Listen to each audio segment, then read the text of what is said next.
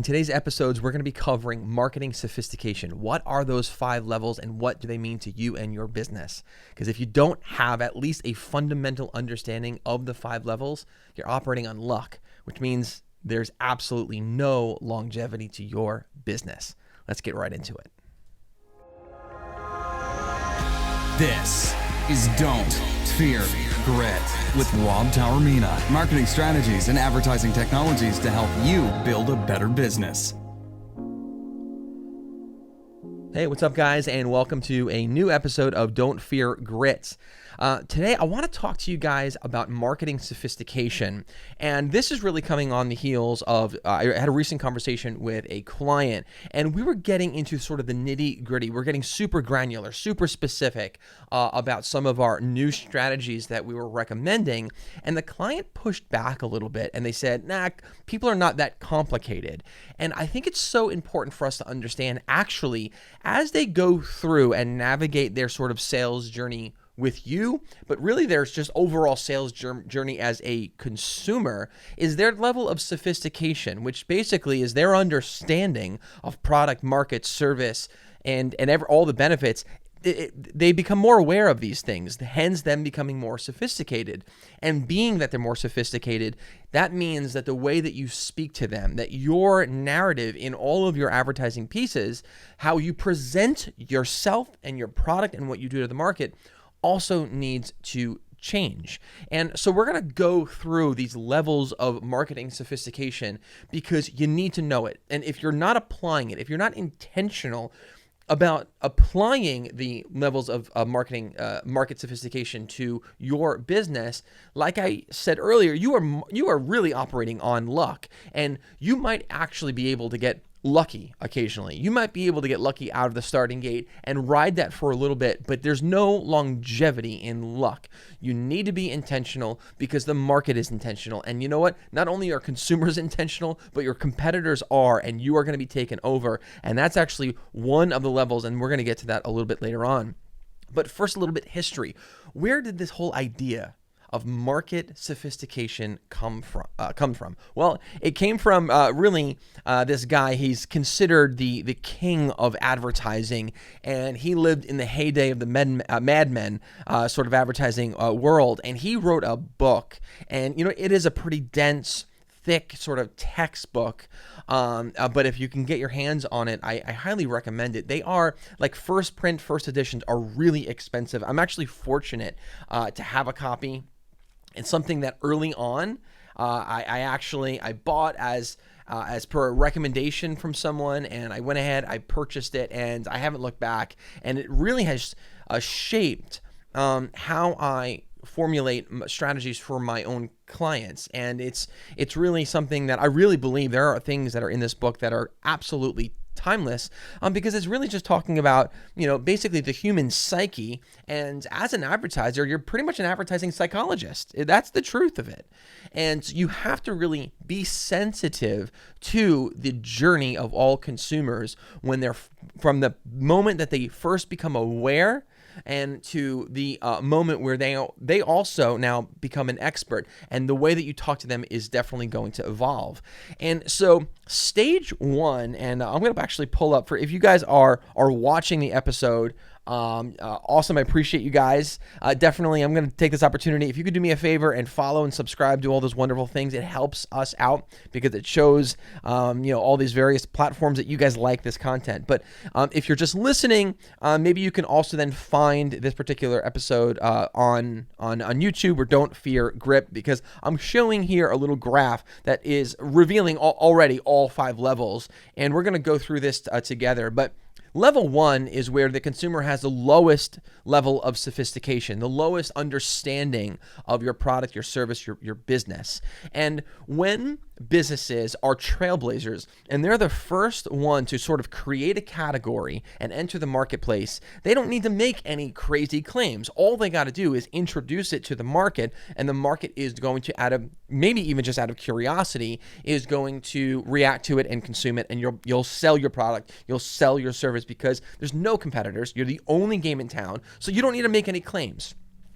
But very quickly, what you're going to find is stage 1 goes to stage 2, because now enter your first competitor. And when there is a competitor, now this is where stage 2 is you have to sort of like start making claims, or you have to amplify your claims to be a differentiator, right? So now there's not just you anymore. You're not the only game in town. There's another competitor who is introducing the same product and the same service. So what do? You make these big claims. You find the value point that it has to do with your product and your service, and you amplify it to the audience, because just saying that you're now in town, just saying that you have the product is not enough.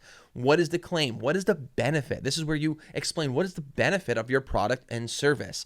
And as the competitors become more privy to your claims, what do? They amplify it as well, and it becomes this game of tennis going back and forth, this tennis match of going back and forth, who can make the bigger claim, because that's what level 2 is. But level 2 becomes exhausted when the claims now are unbelievable. You've amplified it so much where the amplification of it is so big it no longer is believable, and now you start to lose sales. You start losing market share. And so what you want to do is predict before that happens, and you need to transition to stage 3.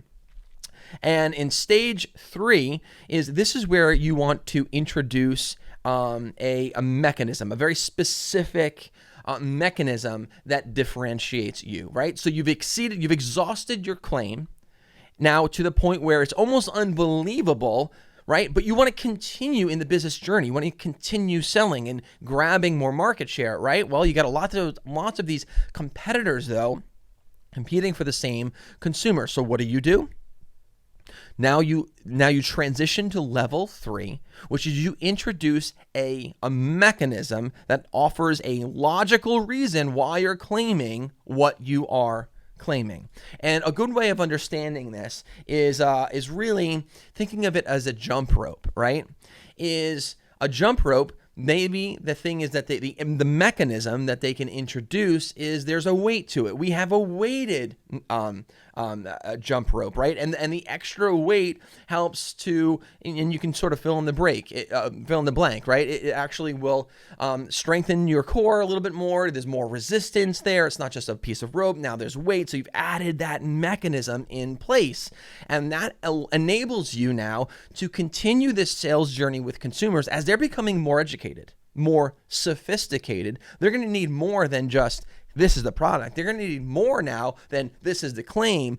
Now they're going to need, all right, what is that differential thing? What is your mechanism that makes you different than everyone else? And that's in level 3.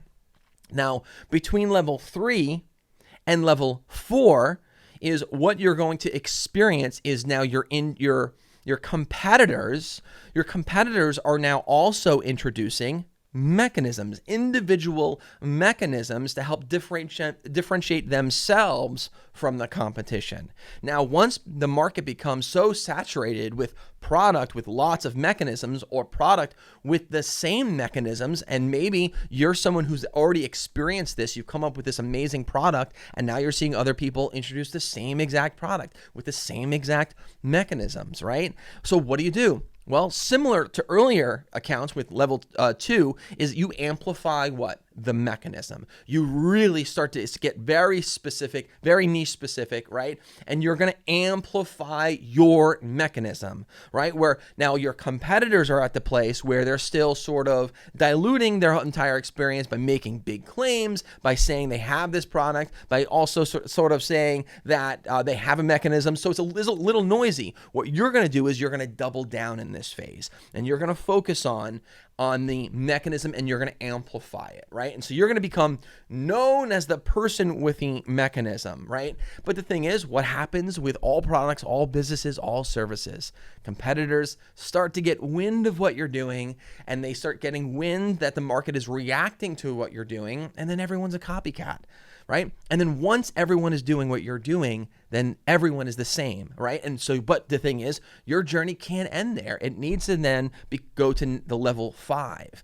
And level 5 is really where things start to splinter for most businesses, and most businesses either experience utter collapse and failure, or they end up actually just giving up and then starting a brand new product. But level 5 is where the big echelon businesses are able to really become an identity, become an icon, become an individual brand. And that's level 5, where now you can lean on your brand to sell the product. You are known for that particular product, even though there are other businesses and brands selling the product. Does that make sense? Now, at this point, it actually now becomes cyclical, and it goes back to step 1. It doesn't matter actually how big your business gets. Everything always cycles back to 1, and that's sort of that life cycle that I was explaining earlier, right? And so what you want to do is be aware and sensitive to this marketing sophistication. How does this apply to you guys? Like, how do you make sense? All right, so I get it. You just identified these 3 stages, right? And this guy from several decades ago wrote this book. But what does it mean to me today, right? Today, this is 2022, late 2022. Well, this has everything to do with you today, because today I actually think more than any other time period is what you say and how you say it and who you're saying it to matters. It absolutely matters, because we are always under the microscope, and because we're constantly being judged and dissected and analyzed and compared, because there's so much noise, we need to get sophisticated with how we communicate what it is that we do, what it is that we're selling, product or service or otherwise. So one example, it matters like in the copy. So we have we have social media, right? And whether it be our personal brands or the brands for our business, and we're communicating to our audiences on a regular basis. And understanding these levels of marketing sophistication helps you to better craft a message so that you can speak to the people where they are in their journey. So what I would recommend to you guys, and what we do for all of our clients, we run Talk IQ Media. It's a nationally recognized social media and video marketing agency. And it doesn't matter if it's a client that's been with us for 10 years, or if it's a brand new client that's just starting out. We're always sensitive to the market sophistication, and we're constantly analyzing this data. All right, this is the product that we have. This is the client that we have. This is the market. This is what the competitor's doing. It sounds like a lot of work, but here's why it's worth it. Because the return that you get is much more efficient than the return that you're going to get if you try to just use luck. With luck, you might actually strike it rich. But the thing is, it's going to be temporary, and it'll never be consistent. If you want longevity for your business, you have to have a fundamental understanding of market sophistication and always be running it through the filter of these 5 stages. When you do that, your ads will perform better. When you do that, you'll get better engagement across all channels, whether it be ads or organic post. You're going to get a better response from your consumers. You are going to be able to always be one step ahead of your competitors. That's what this does. It's like a sort of like a secret little trump card that you're having in your back pocket that you get to pull out every now and then to be able to inject new life into your business. I hope you guys found value in this, and I really want to encourage you all to take it a step further and research this a little bit more. Now, Eugene Schwartz's book, Breakthrough Advertising. I'll put it up again right here. That's my copy of a Breakthrough Advertising. Again, I said earlier in the show, the first edition, first printings, they're really expensive and they're pretty scarce. However, you can actually get yourself, there's reprint copies that are available, but even the reprint copies, they're going to be a couple $100. But I got to be honest, I think that if you own a business, if you work in any capacity of marketing, you need to read this book. And if you've never read this book, I actually challenge whether or not you can actually be a marketer, because this book will change your life, and the tools revealed, the processes, the principles, the tactics revealed in this book are so high level, and it'll really give you an edge in your game. So I highly recommend just doing some research. There's lots of material out there, and learn. Always be in a constant state of learning, because that's how you're gonna succeed. As always, guys, thanks for tuning in to the show. I hope you appreciated it. Next time, bring one person into the community to listen to the show or watch the show. If you can share it with them, that would be awesome. Appreciate you guys. Until next time, guys, don't fear the process and don't fear grit. Take care.